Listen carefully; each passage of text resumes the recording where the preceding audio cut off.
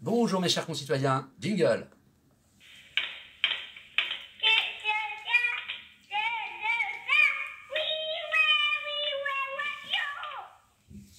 C'est mon petit bonhomme. Jingle. Vous avez reconnu? Queen. Bon. Alors là, c'est une petite émission toute légère, toujours sous le patronage de Freddy Elton. J'ai retrouvé une baguette magique que m'avait fabriquée ma fille. C'est cool. L'ami Michelangelo. Ça, c'est pour la Reine des Neiges, c'est pour ma petite fille. Le fer à cheval. Bon, alors je vous la fais court. Attal a parlé, le petit bonhomme du gouvernement, pour ne rien dire. Alfressi dimanche, il nous dit « Ah là là, urgence, mercredi. » Bon, bah en fait, c'est pas si urgent, on attend les derniers chiffres, mais c'est juste qu'en fait, ça va être chaud. Hein, alors préparons-nous. Alors je suis en noir, excusez-moi, j'ai reçu une mauvaise nouvelle, j'ai un deuil. Je ne vous en parle pas, je n'ai pas pour habitude de parler de ma vie perso.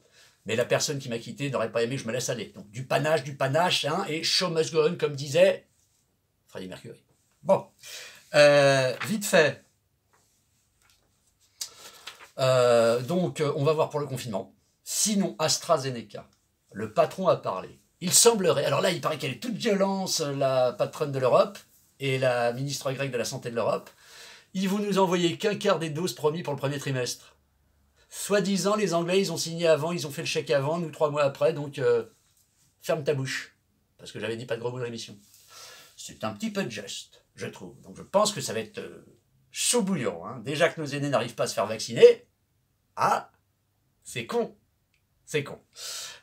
Et alors oui, ça vient de tomber, alerte à la bombe, et il semblerait qu'il y ait une explosion sur l'un des sites de AstraZeneca au Pays de Galles. C'est tendu. C'est tendu. Donc, sinon des petits conseils de lecture, le dernier livre d'Hubert Védrine, le dernier bouquin d'Éric Sadin, et le dernier bouquin de Pierre Canossa. À vous de faire vos recherches. Et sinon un classique, hein, Les Croisades du Parle Arabe d'Amin Malouf. Voilà. Bon, bah c'était un petit sujet comme ça. Sinon, je vous parlerai dans la prochaine émission plus longue d'environnement. C'est important et c'est mon fils qui me l'a demandé, vu qu'hier il a regardé Yann Arthus et Bertrand. Et rechercher l'interview, monsieur le grand, le merveilleux Louis de Funès était en avance sur son temps, car lui, déjà à l'époque, disait que c'était dangereux de jouer avec la nature et de se prendre pour le cul de la lune. N'est-ce pas?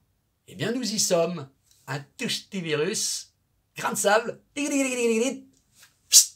c'est la merde, carréch. Bon.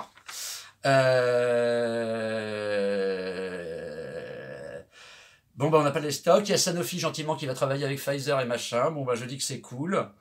Nos étudiants qui sont pas en forme. Alors oui, ils découvrent que les étudiants vivent difficilement pour ceux qui n'ont pas les parents qui les suivent derrière. Hein, des gens de peu, des enfants de 100 ans, de gilets jaunes, de la club. Hein. Je vous rappelle juste qu'à 15 ans, je ne sais plus quel journaliste avait fait ça, avait fait un documentaire sur notre jeunesse universitaire qui est obligée de se prostituer pour payer sa vie d'universitaire. Je dis ça, je dis rien, c'était il y a quelques années quand même. Hein.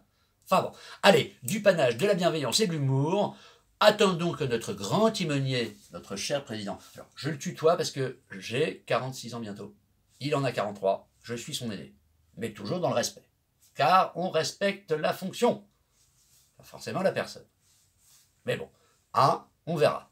Bon, on va voir ce qu'il va nous dire dimanche, lundi, je ne sais pas, je ne sais pas. Et il y a un rebelle à Nice qui a ouvert son restaurant. Bravo. On a dit, elle se prend un gros PV. Bon, sur ce, bonne soirée. On va voir ce qui se passe dans les prochains jours. Vive la France, vive le général, le panache. Et je vous répète encore une fois, hein, si ça ne vient pas des élites, il faut que nous, en dessous le plafond de verre, là, les cendants, là, on montre l'exemple. Souvenez-vous, notre symbole, c'est le coq. De belles plumes, un bel organe, de beaux ergots, mais dans la basse-cour. Les pieds dans la... Je ne le dirai pas, pas de gros mots. Dans les déjections des poules et des coqs. Voilà. Bon, allez, sur ce, je vous embrasse et je vous dis à très bientôt pour une prochaine émission.